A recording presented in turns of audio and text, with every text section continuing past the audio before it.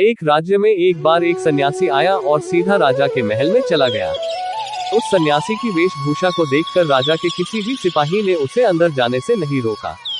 वो सन्यासी सीधा राजा के दरबार में चला गया। सन्यासी को अपने सामने खड़ा देख राजा ने उनसे पूछा, आप कौन हैं और क्या चाहते हैं? सन्यासी बोला, मैं एक आध्यात्मिक गुरु हूँ और प्रवचन देने के लिए दूसरे राज्य जा रहा था, लेकिन अब दिन ढलने को आया है तो मैं आज रात आपके महल में ही रुकूंगा।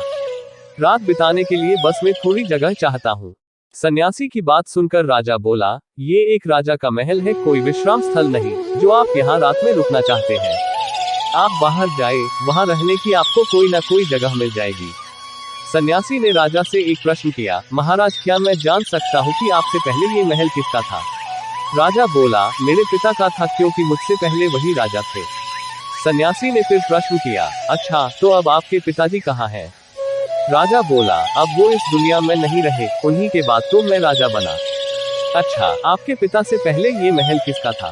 सन्यासी ने फिर से प्रश्न पूछा।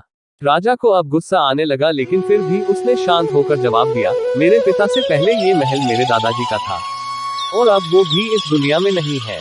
अब सन्यासी बोला, ये जगह जो ना कल तुम्हारी थी और ना ही तुम्हारे जाने के बाद ये किसी और की होगी। इस संसार में लोग कुछ ही समय रह पाते हैं और फिर चले जाते हैं। जहाँ हम अपना समय बिताते हैं वही हमारा विश्राम स्थल है। ना तुम इसे अपने साथ लेकर जा पाओगे ना ही कोई और। बताओ, ये महल एक विश्राम स्थल नहीं है तो और क्या है? राजा उनकी बात समझ गया और हाथ जोड़कर माफी मांगने लगा। उसने सन्यासी को रुकने को जगह दे दी। दोस्तों, ये बात तो हम सभी जानते हैं कि इस संसार से हम कुछ भी लेकर नहीं जा सकते। खाली हाथ आए थे और खाली हाथ ही जाना है। जब तक इस संसार में आप हैं तो मैं या मेरा इस चक्कर में ना पड़े। जिंदगी में धन, लोभ, लालच के पीछे ना भागे। भागना है तो खुशियों के पीछे भागे। जिंदगी का मजा बहुत पैसों में या फिर बड़ी गाड़ी में नहीं है, जिंदगी का मजा है खुश रहने में। खुश रहो, क्योंकि दूसरे के पास चाहे बहुत पैसा है, लेकिन इस दुनिया से वो जाएगा खाली हाथ ही और उसके धन का भोग कोई और करेगा।